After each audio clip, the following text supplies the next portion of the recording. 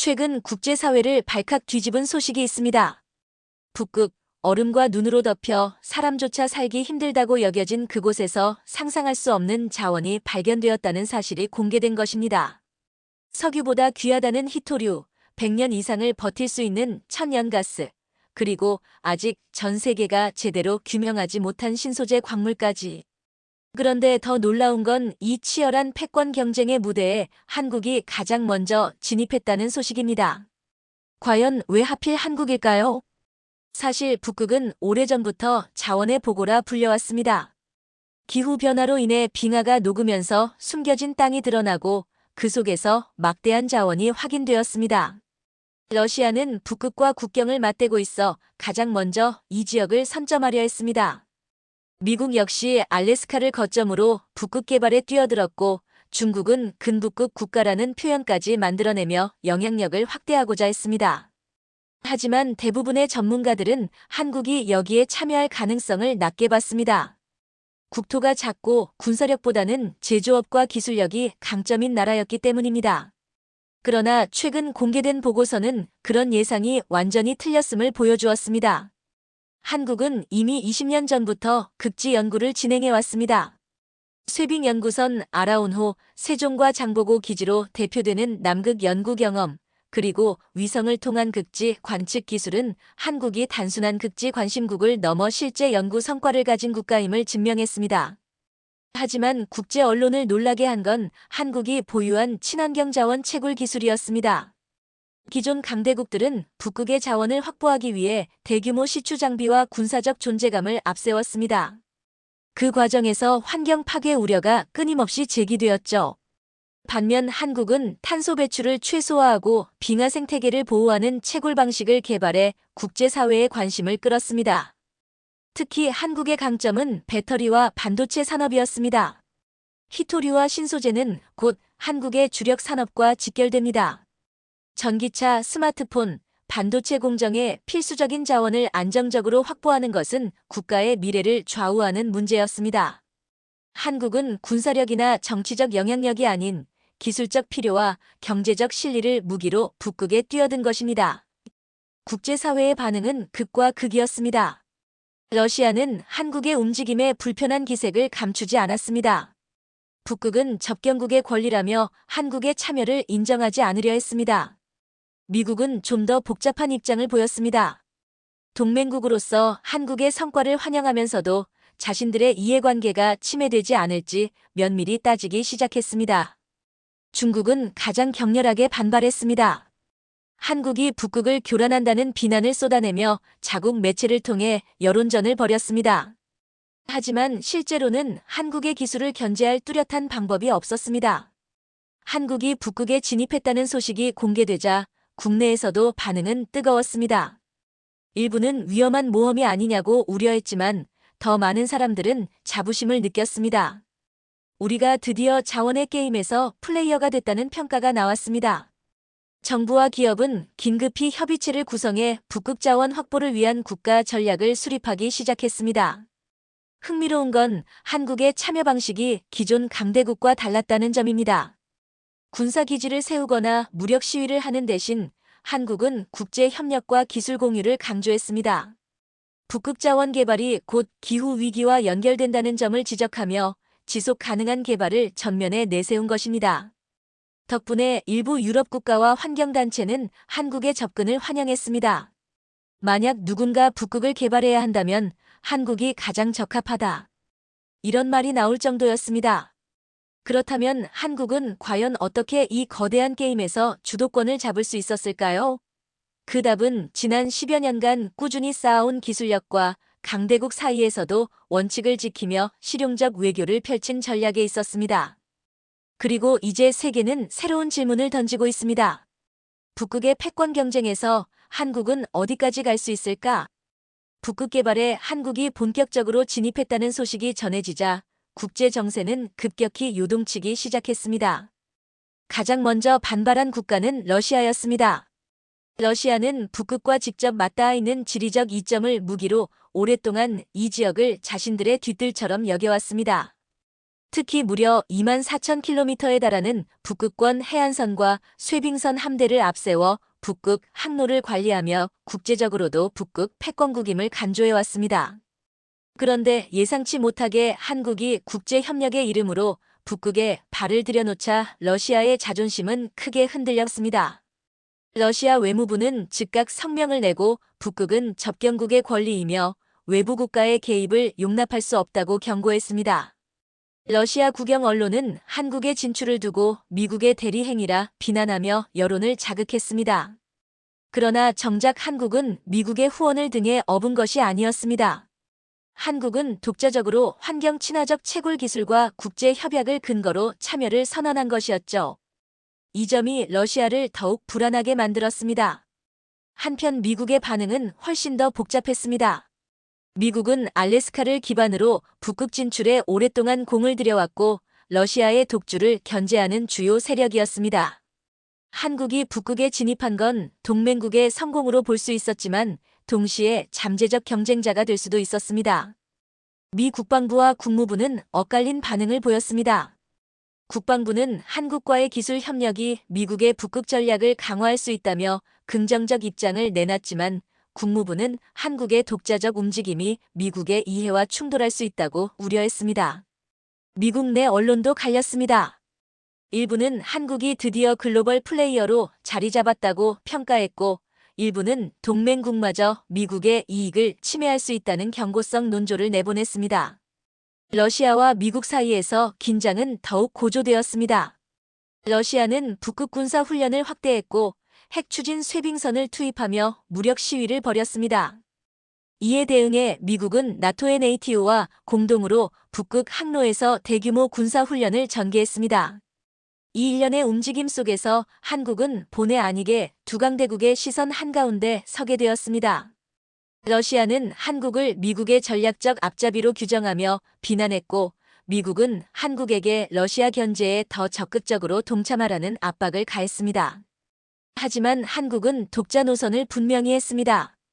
한국 정부는 우리의 북극 진출은 자원의 독점이나 군사적 목적이 아니라 인류 공동의 지속 가능성을 위한 것이라는 메시지를 국제사회에 강하게 전달했습니다.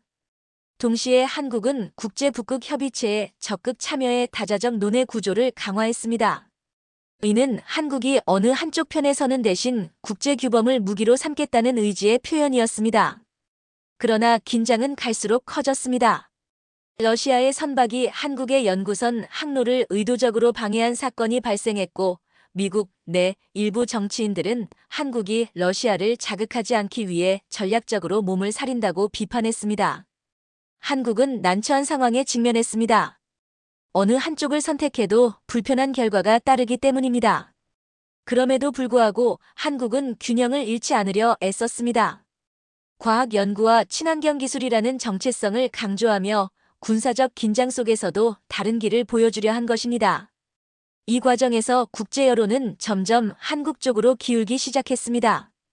유럽의 환경단체와 일부 북유럽 국가들은 러시아와 미국의 무력 경쟁에 지쳐 있었고 한국의 비군사적 접근에 큰 호감을 표했습니다. 만약 누군가 북극을 개발해야 한다면 무기가 아닌 기술로 접근하는 한국이 가장 적합하다. 이러한 목소리는 점차 국제 담론을 바꾸어 나갔습니다. 결국 러시아와 미국의 긴장 속에서 한국은 단순한 신규 참가자가 아니라 새로운 균형추 역할을 하게 되었습니다. 하지만 질문은 여전히 남아 있습니다. 한국은 과연 이 거대한 압력 속에서 독자 노선을 끝까지 유지할 수 있을까? 러시아와 미국의 긴장이 최고조에 달하던 순간 한국은 전혀 다른 길을 선택했습니다. 세계가 군사력과 자원 독점으로 북극을 바라보는 동안 한국은 지속 가능한 개발이라는 새로운 패러다임을 제시했습니다. 그 중심에는 과학과 기술이 있었습니다. 한국은 북극을 단순한 자원 창고로 보지 않았습니다. 인류의 미래를 위한 시험대, 그리고 새로운 국제 규칙을 실험할 공간으로 규정했습니다. 그래서 가장 먼저 내놓은 것이 국제 공동 연구 구상입니다. 한국은 자신들이 보유한 극지 연구 기술과 친환경 채굴 기술을 개방하겠다고 선언했습니다. 조건은 단 하나, 북극 개발이 생태계 보존과 기후위기 대응에 기여해야 한다는 것이었습니다. 이 선언은 곧 국제사회의 시선을 사로잡았습니다. 첫 번째 프로젝트는 북극 생태 데이터 공유 플랫폼이었습니다. 한국은 구체적인 행동에 나섰습니다. 위성 네트워크와 해양 센서를 연결해 북극 해빙 속도, 해양 생태 변화, 자원 매장량을 실시간으로 공개했습니다. 지금까지 강대국들이 비밀리에 독점하던 정보를 투명하게 열어젖힌 것입니다. 이로써 한국은 단순한 참가자가 아니라 새로운 규칙을 만드는 설계자가 되었습니다. 두 번째는 친환경 채굴 기술의 적용입니다. 기존의 시추 방식은 탄소 배출과 오염을 불러왔지만 한국은 이산화탄소 배출을 최소화하고 빙하 손상을 막는 장비를 실전에 투입했습니다. 이 장비는 한국 기업과 대학이 공동 개발한 것이었고 국제환경단체들로부터 혁신적 기술이라는 찬사를 받았습니다. 실제로 시범 운영에서 탄소 배출량이 기존 대비 70% 줄어드는 성과를 거두었습니다. 세 번째는 현지 협력 모델입니다. 한국은 북극권 원주민 사회와 직접 협력해 이익을 공유하겠다고 약속했습니다. 자원 개발의 수익 일부를 교육과 의료에 투자하고 고용 기회를 확대하는 방안을 발표했습니다. 지금까지 외부 세력이 북극 개발을 이야기하면서 원주민을 철저히 배제해왔다는 점에서 이는 파격적인 접근이었습니다. 현지 주민들은 처음으로 자신들이 주체가 된다고 느꼈고 한국에 대한 신뢰는 급속도로 높아졌습니다. 이 모든 과정에서 한국은 단순히 경제적 이익을 추구하지 않았습니다. 오히려 국제사회가 신뢰할 수 있는 새로운 표준을 제시했습니다. 미국과 러시아가 군사적 경쟁을 이어가는 동안 한국은 기술과 협력으로 국제 담론을 바꿔놓았습니다. 이제 국제회의장에서 북극을 누가 지배할 것인가라는 질문 대신 누가 북극을 지켜낼 것인가라는 질문이 더 자주 등장하기 시작했습니다. 한국의 전략은 곧 현실적인 성과로 이어졌습니다. 유럽 북부 국가들이 한국의 구상에 동참했고 국제환경기구와 학계에서도 한국을 공식 파트너로 인정했습니다. 북극 협의체 내에서도 한국의 목소리는 과거보다 훨씬 무게감 있게 다뤄졌습니다. 강대국들이 힘으로 흔들던 질서 속에서 작은 나라가 새로운 흐름을 만든 것입니다. 결국 한국은 선택을 강요받는 대신 스스로 길을 만들어냈습니다. 군사와 독점 대신 과학과 협력을 택했고 그 길은 곧 국제사회가 따라야 할 새로운 표준이 되었습니다. 지금 세계가 던지는 질문은 단순합니다. 한국이 시작한 이 패러다임이 어디까지 확장될 수 있을까? 한국이 북극 개발의 새로운 패러다임을 공개하자 전 세계는 충격에 빠졌다. 지금까지 북극은 군사력과 자원 독점의 무대로만 인식되었는데 한국이 전혀 다른 접근을 제시하면서 국제 담론의 흐름이 완전히 바뀌어버린 것이다. 환경단체와 학계는 환영했고 원주민 사회는 지지를 보냈으며 강대국들은 혼란스러운 표정을 감추지 못했다. 러시아는 즉각 반발했다. 한국이 개방한 북극 생태 데이터 플랫폼을 국가 기밀 침해라고 규정하며 강력히 비난했다. 동시에 해군력을 강화하고 쇄빙선을 증강해 한국의 연구 활동을 견제했다. 그러나 국제 여론은 러시아의 손을 들어주지 않았다. 한국이 투명성을 무기로 국제사회의 신뢰를 얻으면서 러시아의 비밀주의는 오히려 불신을 불러왔다. 미국은 한동안 침묵했지만 내부에서는 치열한 논쟁이 일어났다. 에너지 기업들은 한국과의 협력이 시장 기회를 확대한다고 주장했고 외교와 군사 진영은 한국의 독자적 영향력 확대를 경계했다. 결국 미국은 고위급 회담을 통해 한국 모델에 참여 의사를 밝히면서도 자국 기업의 이익을 보장할 조건을 요구했다. 이는 한국의 접근을 무시할 수 없음을 스스로 인정한 것이었다. 중국은 가장 강경한 비난을 퍼부었다. 환경쇼에 불과하다는 메시지를 관영 매체를 통해 퍼뜨리며 한국을 압박하려 했다. 연구 자금을 늘리고 자체 계획을 내놓았지만 기존과 크게 다르지 않은 방식은 국제사회를 설득하지 못했다. 오히려 한국의 투명성과 혁신성이 더 부각되는 결과만 나왔다. 유럽은 다른 길을 택했다. 북유럽 국가들은 오래전부터 북극 환경 보호를 강조해왔기에 한국의 접근을 적극 지지했다. 노르웨이, 스웨덴, 덴마크는 공동 연구를 제안했고 독일과 네덜란드는 한국과 협력해 자원 가공 기술 개발에 뛰어들었다. 유럽 내부에서는 한국이 북극의 새로운 룰 메이커가 될 수 있다는 평가가 나오기 시작했다. 국제환경단체들의 반응은 더 뜨거웠다. 한국의 접근은 그들이 수십 년간 주장해온 지속 가능한 개발의 모범 사례였기 때문이다. WWF, 그린피스 같은 단체들은 한국을 공식 파트너로 지정하며 적극적인 지원을 약속했다. 환경단체의 지지는 곧 국제 여론을 움직이는 가장 강력한 무기가 되었다. 원주민 사회의 변화도 눈에 띄었다. 한국은 이들을 단순한 피해자가 아닌 주체로 인정하고 이익을 공유하겠다고 약속했다. 원주민 대표들이 국제회의장에 직접 참여해 우리는 처음으로 존중받고 있다고 말하자 세계 언론은 이를 대서특필했다. 한국은 신뢰와 존중을 바탕으로 영향력을 확장했고 원주민의 지지는 그 어떤 외교적 성과보다 값진 결과가 되었다. 결국 국제사회는 선택을 강요받게 되었다. 러시아와 중국의 독점적 방식을 따를 것인지 한국이 제시한 투명성과 협력의 길을 따를 것인지. 시간이 흐르며 점점 더 많은 국가가 한국의 모델을 선택했고 이는 곧 새로운 국제 규범으로 굳어졌다. 군사와 독점이 지배하던 공간에서 기술과 신뢰가 힘을 가지게 된 순간이었다. 세계는 이제 묻고 있다. 이 변화는 어디까지 이어질 것인가? 한국이 제시한 패러다임은 단순한 실험이 아니라 국제 질서를 뒤흔드는 시작이었다. 20해라는 시간은 결코 짧지 않았다. 그러나 인류 역사에서 20년은 질서를 바꿀 만큼 충분히 긴 시간이기도 했다. 북극을 둘러싼 패권 경쟁은 군사력과 독점의 그림자에서 시작됐지만 결국 기술과 신뢰라는 새로운 무게추가 세상을 바꿔놓았다. 그리고 그 변화를 이끈 나라가 바로 한국이었다. 처음 한국이 북극에 발을 들였을 때 대부분의 전문가들은 오래 버티지 못할 것이라 예측했다. 러시아는 군사력으로 압박했고 미국은 동맹국이라는 이유로 협력과 경계 사이를 오갔으며 중국은 거대한 자금과 외교 네트워크를 앞세워 한국을 고립시키려 했다. 그러나 한국은 흔들리지 않았다. 과학 연구와 친환경 기술이라는 자신들만의 무기를 고수하며 국제 여론과 원칙을 무기로 삼았다. 시간이 흐르면서 세계는 깨닫게 되었다. 군사와 독점이 아닌 다른 길도 존재한다는 사실을. 20년 뒤 북극의 풍경은 완전히 달라져 있었다. 빙하는 여전히 녹아내리고 있었지만 그 속에서 벌어지는 개발은 과거와 달랐다.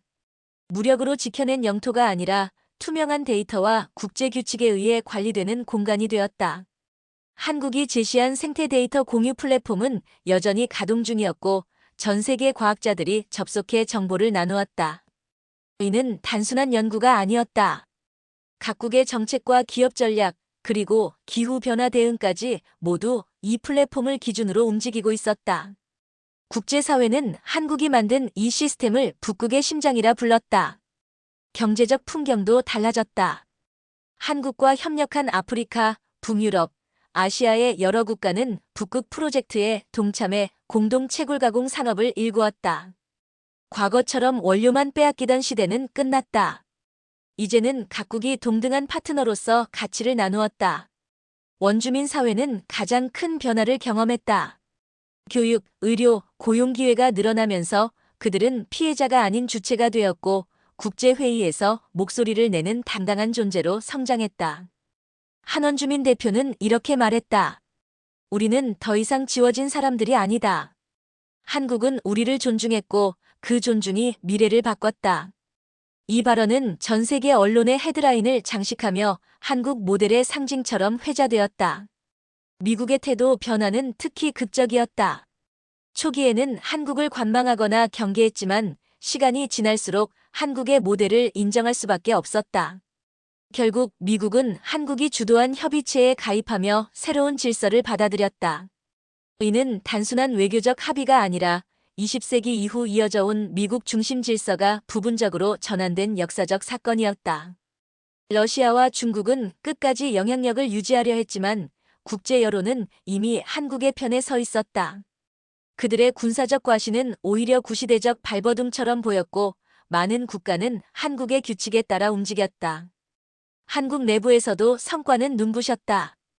안정적인 자원 공급망 덕분에 배터리와 전기차 산업은 세계 시장을 장악했다. 삼성, LG, SK와 같은 기업은 단순한 기업을 넘어 국제 표준을 설계하는 플레이어로 성장했다.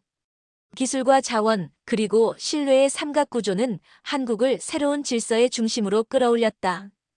20년 전만 해도 세계는 물었다. 왜 하필 한국인가? 지금은 그 질문 자체가 사라졌다. 대신 이렇게 말한다. 한국은 새로운 질서를 만든 나라다. 북극은 이제 군사적 힘의 무대가 아니다. 투명성과 협력이 지배하는 공간이며 그 중심에는 한국이 있다. 작은 나라라 불리던 한국이 이제는 룰메이커로 불린다. 그리고 사람들은 다시 질문한다. 앞으로 100년의 질서를 설계할 이름은 누구인가? 답은 분명하다. 기술과 신뢰를 무기로 세상의 길을 바꾼 나라, 바로 한국이다.